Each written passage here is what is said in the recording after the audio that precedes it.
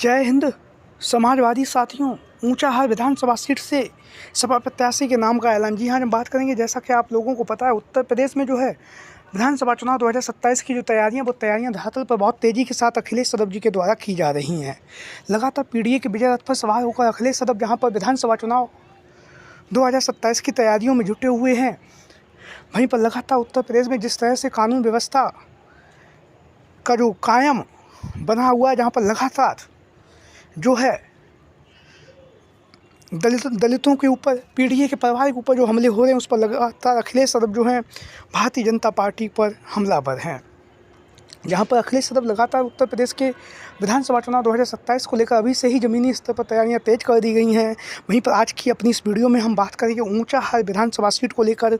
ऊंचाहार विधानसभा seat एक ऐसी विधानसभा seat है जहाँ पर पिछले लगभग 15 सालें धीरे धीरे हो रही हैं। यहाँ पर समाजवादी पार्टी का कब्जा रहा है। समाजवादी पार्टी यहाँ से सबसे मजबूत पार्टी मानी जाती रही है। और यहाँ से अगर हम बात करें समाजवादी पार्टी के सबसे मजबूत जो सीट है ऊंचाहार की विधानसभा सीट को लेकर, आज हम अपनी इस वीडियो में बात करने जा रहे हैं।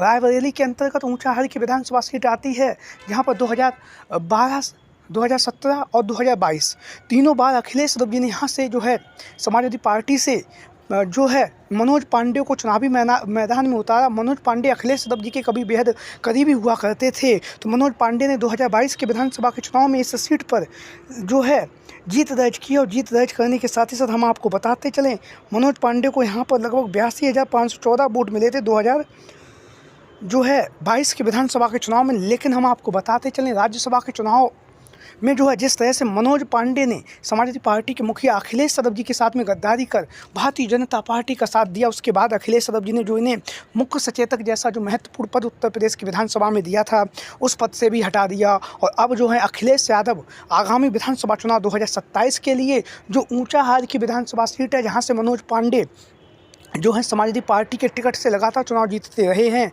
अब जो है मनोज पांडे के द्वारा भारतीय जनता पार्टी से टिकट की दावेदारी जो है ऊंचाहार की विधानसभा सीट से की जा रही है। और लगातार जो है मनोज पांडे इस सीट पर अभी से ही चुनाव प्रचार में जुटे हुए हैं। और 2027 के विधानसभा के चुनाव के लिए भारतीय जनता पार्टी से जो है टिकट की मांग भी मनोज पांडे के द्वारा की जा रही है।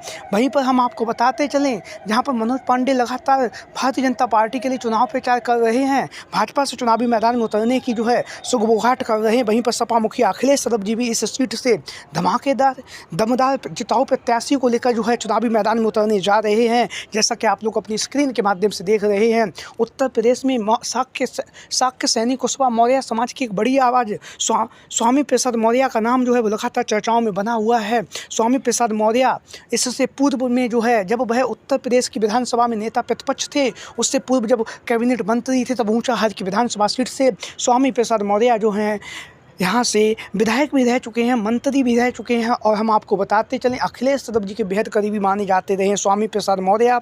वर्तमान समय में धुआंधार तरीके से चुनाव प्रचार कर रहे हैं। और चुनाव प्रचार करने के साथ ही साथ आगामी विधानसभा चुनाव 2027 के लिए जो है स्वामी प्रसाद मौर्य जो हैं रूपरेखा बना रहे हैं। इन्होंने अपनी एक नई पार्टी बना ली है, जिस पार्टी के लिए है जो है लगातार ज़मीनी स्तर पर संघर्ष कर रहे हैं। संघर्ष करने के साथ ही साथ आगामी विधानसभा चुनाव 2027 की जो तैयारियाँ हैं, उन तैयारियों में भी स्वामी प्रसाद मौर्य धुआंधार तरीके से ज़मीनी स्तर पर जो है संगठन के साथ मिलकर जो है कार्य कर रहे हैं। वहीं पर हम आपको बताते चलें, स्वामी प्रसाद मौर्य का जो नाम है वो ऊंचाहार की विधानसभा सीट से समाजवादी पार्टी के गठबंधन से चुनावी मैदान में उतरने की चर्चाएं काफ़ी तेज़ी के साथ चल रही हैं, क्योंकि अखिलेश यादव जी के बेहद करीबी हैं। इन्होंने अपनी एक पार्टी बना ली है और कयास ये लगाए जा रहे हैं कि आगामी विधानसभा चुनाव 2027 से पहले जो है स्वामी प्रसाद मौर्य समाजवादी पार्टी के मुखिया अखिलेश यादव जी के साथ में गठबंधन करेंगे। और उस गठबंधन के तहत जो है स्वामी प्रसाद मौर्य जो हैं ऊंचाहार की विधानसभा सीट से अखिलेश यादव इन्हें चुनावी मैदान में उतारेंगे। वहीं पर इनकी जो बेटी हैं